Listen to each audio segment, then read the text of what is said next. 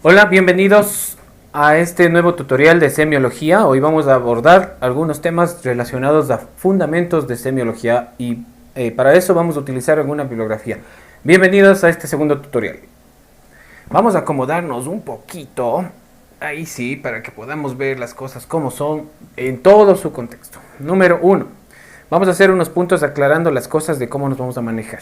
En rojo, óigase bien, en rojo las literaturas que vamos a utilizar son las siguientes. Bibliografía de Carlos Guarderas. ¿Y por qué Carlos Guarderas? Algunas personas ya habíamos conversado de que en el tutorial que hicimos en Zoom referente a esta literatura. Es una literatura antigua, sí, es verdad. Es muy gruesa, sí, es verdad. No está digitalizada, es verdad. Pero es un libro bastante completo. Y en la sección que nosotros tenemos pasados al escaneo, pues pueden encontrar todo lo que necesitan referentes a semiología. Es un libro muy gruesito, pero cada tema no es tan profundo, sino que tiene una profundidad que es adecuada. Nos sirve como para poder avanzar con esto de semiología. Semiología para enfermería es un punto muy interesante porque no es una semiología a profundidad, pero tiene necesariamente que conocer las bases. Para eso, Carlos Guarderas, en rojo, sería lo primero que vamos a utilizar. Vamos a hablar de generalidades y fundamentos de la semiología y generalidades en particular. Cuando hablamos de generalidades, estamos hablando de todo un contexto de la relación médico-paciente que se va a dar. Es el antes de que nuestro paciente ingrese a nuestra oficina, a nuestro lugar de trabajo, a nuestra casa de salud, a nuestro contexto comunitario y vaya en busca de nosotros para su atención.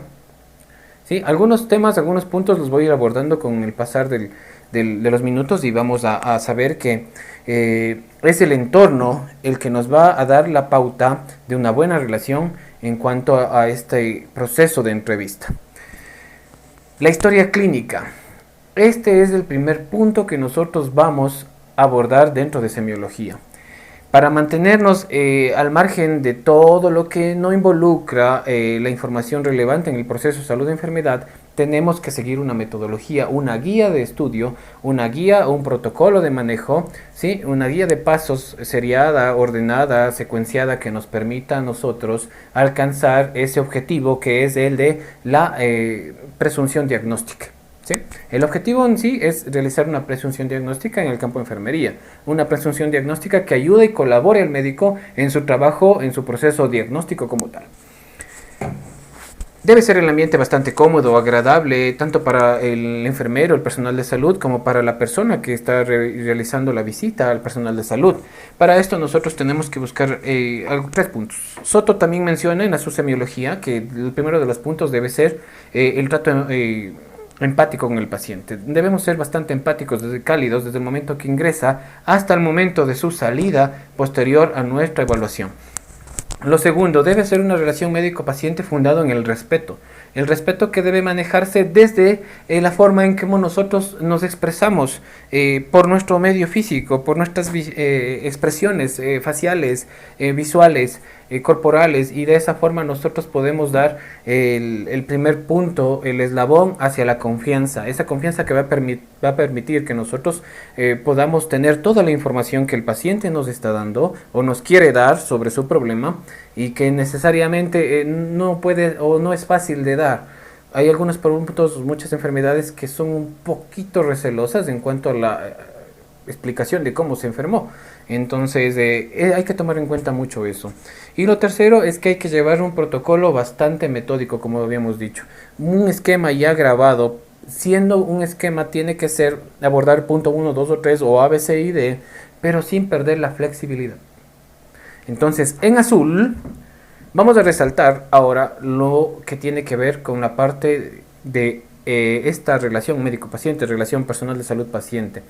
Vamos a olvidarnos de los conceptos constructivistas, positivistas. Lo que vamos a abordar en este momento es el don, el ser humano. El humanismo ante todo, la calidez y la empatía.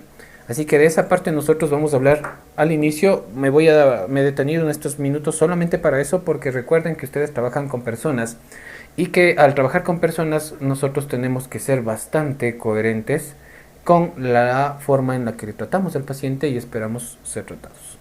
Por lo pronto es la... Muy bien, y nos quedamos en rojo, y en rojo nos vamos a mantener porque vamos a ver uno de los temas que tiene que ver ya con la parte de la primera historia de la historia clínica dentro de la semiología. Pero vamos a citar algo que Guarderas también lo cita, o sea, vamos a hacer una cita de la cita.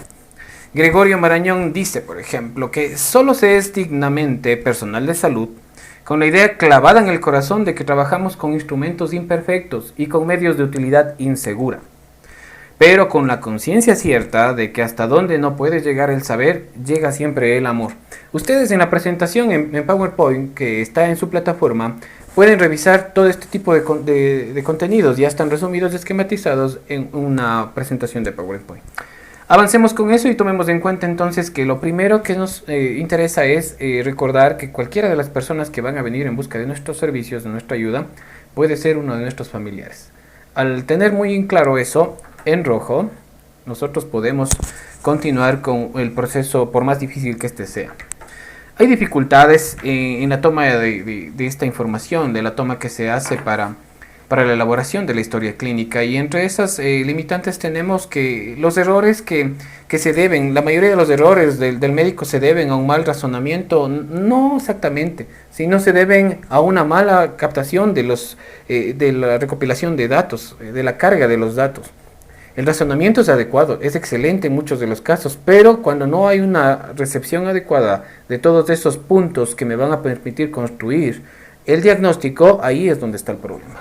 Entonces también esto lo citó Guarderas en su libro, y esto a su vez fue tomado de Pascal, ¿no? La mayoría de los errores de los médicos se deben no a un mal razonamiento sobre los síntomas, sino a un buen razonamiento sobre los síntomas mal recogidos. Entonces la historia clínica puede cambiar ahí en muchos aspectos. Ya avanzando un poquito en los términos que nosotros necesitamos abordar, un poco de terminología. Vamos a hablar en azul de los términos que vamos a mantener durante todo el trayecto de nuestro semestre y que van a ser parte de nuestro almacenamiento de palabras de nuestro vocabulario. Y vamos a empezar con lo primero, semiología. Dividido de dos partes, dos orígenes. En especial vamos a ver lo que es el significado del griego en esta parte. ¿Sí?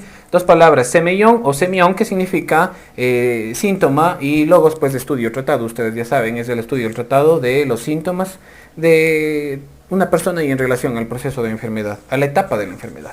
Entonces, en breves cuentas sería que semiología es la ciencia que estudia la sintomatología de las enfermedades, y esta sintomatología está compuesta de dos cosas. Algo que es intangible, algo que es subjetivo, como lo que son los síntomas, y algo que es muy claro, muy notorio, y eso lo vamos a poner en rojo, que son los signos. Cuando nosotros hablamos de síntomas, estamos hablando de algo que no es medible, no es valorable, no es cuantificable, y que solamente es referido por el paciente. Un ejemplo de ello es el dolor. Lo otro es que cuando nosotros objetivizamos eso, lo podemos ver, medir, palpar, cuantificar, valorar. Estamos hablando de un signo. Esto es lo que van a encontrar también en la presentación. Por favor, revísenla, y de esa forma vamos a ir avanzando con cada uno de estos temas. Luego tenemos ya que si nosotros abordamos la semiología como tal, que es el estudio de los síntomas, y vamos al contexto de que la enfermedad es un conjunto de signos y síntomas, del objetivo y de lo subjetivo, ¿cómo los vamos a ordenar? La semiología no solo estudia esos signos y síntomas, sino estudia el proceso por el cual se puede dar una razón de ser a esta recopilación de datos. Y a esta técnica, a esta estrategia de recolección de datos y de análisis posterior se le denomina como semiotecnia. Y la semiotecnia entonces es un conjunto de procedimientos que permiten organizar y de alguna forma utilizar todos estos signos y síntomas para reconocerlos como parte de una enfermedad. Esto como un previo requisito para la formulación de un diagnóstico. Luego tenemos el síndrome. El síndrome lo vamos a llamar como el conjunto de síntomas y signos que proceden de una misma fisiopatología. Y viene a la mano ya, pues fisiopatología. Todo esto en rojo, ¿no? Porque son puntos muy importantes. Fisiopatología, que sería entonces la ciencia que estudia las alteraciones funcionales de esta enfermedad y que explica la razón de ser de todos los signos y síntomas. Vamos a terminar ya en este segundo bloque con lo que es la parte de enfermedad, que es el conjunto de signos y síntomas que tienen la misma evolución y proceden de una causa específica. La definición de enfermedad de la OMS se encuentra en su plataforma, en su presentación. Continuamos con las partes de la anamnesis y para evaluar esto vamos a citar algunos otros puntos como lugar de nacimiento, residencia ocasional, residencia habitual, dirección, teléfono, instrucción. Esto nos va a permitir darnos un contexto y nos va a permitir también abordar la situación de una manera un poco más o menos técnica. En el caso de las profesiones, cuando hablamos de un nivel de educación que no es profesional, pues nosotros tenemos que indudablemente utilizar términos que sean parte del contexto de la persona.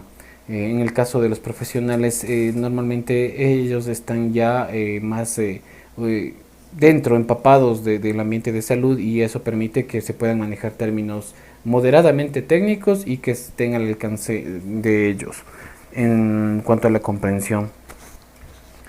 ¿Qué otro punto tenemos que ver en los datos de filiación? Pues creo que lo más importante ya se ha revisado.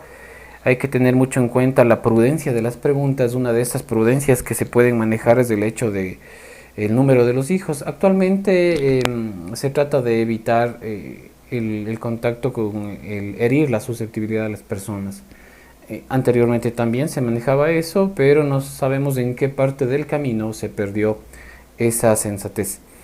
Evitar el contacto con frases muy pasadas de tono, frases que no necesariamente involucran el tener mayor contacto, mayor empatía, como frases referentes a diminutivos como mamita, hijita, bonita. Por favor, no vamos a utilizar esto. Recuerden que puede ser uno de sus familiares del que esté manejándose por personal de salud a futuro, o ustedes pueden manejar, y eso ocasiona muchos problemas en la actualidad. Avanzando con lo que teníamos que ver, que era motivo de consulta, que es el otro de los puntos de la anamnesis, pues este nos va a definir la causa por la que la persona llega a nuestra consulta a busca de atención. Esta nos va a ser muy fluida en algunos casos, y en otra va a ser muy específica y de difícil búsqueda. Normalmente las personas llegan a las emergencias o los puntos de salud con una sola causa, el dolor. Y en esto nos vamos a referir en las clases siguientes para poder explicar de mejor forma todo este proceso de recolección de datos dentro de la historia clínica, en sí dentro de la anamnesis. No se olviden de la empatía. Esto lo que nos va a permitir es que nosotros encontremos las respuestas que tenemos que sacar. Cuando nosotros nos mostramos muy abiertos, muy empáticos con la situación del paciente, créanme que van a tener una buena respuesta y su proceso de evaluación va a ser por demás sencillo, muy llevadero, y van a terminar con un amigo en lugar de un paciente. Eso es lo que les garantizo yo si hacemos el manejo empático de la situación de enfermedad. Preguntar exactamente, no necesariamente por qué ha venido, qué necesita, sino el tratar de colocar al revés, como un ambiente de marketing. Actualmente la salud no es un negocio, eso sí está claro, pero se manejan con términos de marketing. Por ejemplo, usted está ofertando servicios de salud, usted oferta los servicios en base a su conocimiento, y hay una persona que necesita de sus conocimientos, de sus servicios, para minimizar y mitigar algún problema que le acontece en su cuerpo, en su organismo. Pero para eso necesitamos enfocarnos entonces en este ambiente de marketing, saber de que usted es un prestador de servicios de salud y que la persona que viene en búsqueda de esos servicios es un beneficiario, es un cliente de esos servicios, y como tal debe tener un trato bastante especializado. Para eso vamos a buscar las palabras como ¿en qué le puedo servir? ¿En qué le puedo ayudar? ¿Sí? Eso serían unas dos frases que nos pueden ayudar mucho en esto. Hemos llegado al punto de que la enfermedad actual es el conocer en este tiempo, en este momento, cómo se siente nuestro paciente. Para eso vamos a tomar una guía nuevamente de Guarderas y vamos a hacer una de las preguntas que él sugiere respecto de qué preguntar. Fecha aparente del comienzo de los síntomas o signos. Fecha real del comienzo. y la forma de comienzo. Vamos a citar estas tres primeras. ¿Y cómo se siente este momento? Creo que esta resume todo lo que es la enfermedad actual. Y al tener la respuesta de esto, pues nosotros nos daremos ya una idea clara de cómo abordar el problema. Hasta aquí vamos a llegar con este primer video de la parte técnica y el libro de la introducción, que sería este y en realidad el segundo. Pero vamos a dejarle ahí esto por lo pronto. Vamos a ir al cuadro de trabajo que está en la plataforma y vamos a reunir todos los requisitos que nos está pidiendo para fortalecer los conocimientos adquiridos. Recuerden que en este momento estamos en YouTube en tiempo real. Ustedes y yo estamos viendo en YouTube esta presentación y espero que los comentarios lleguen de una forma florida a fin de que no tengan inconvenientes en los momentos de las evaluaciones. Y más que en la evaluación, el momento en que ustedes hagan esta historia clínica de acuerdo a la tarea que está subida a la plataforma a su familiar. Ustedes van a hacer su tarea es hacer la historia clínica a su familiar, a la persona que esté junto con ustedes. Así que a romper los miedos, a ser valientes, a esforzarnos y a continuar con el trabajo de enriquecer la mente con la ciencia. Un buen día y muchas gracias.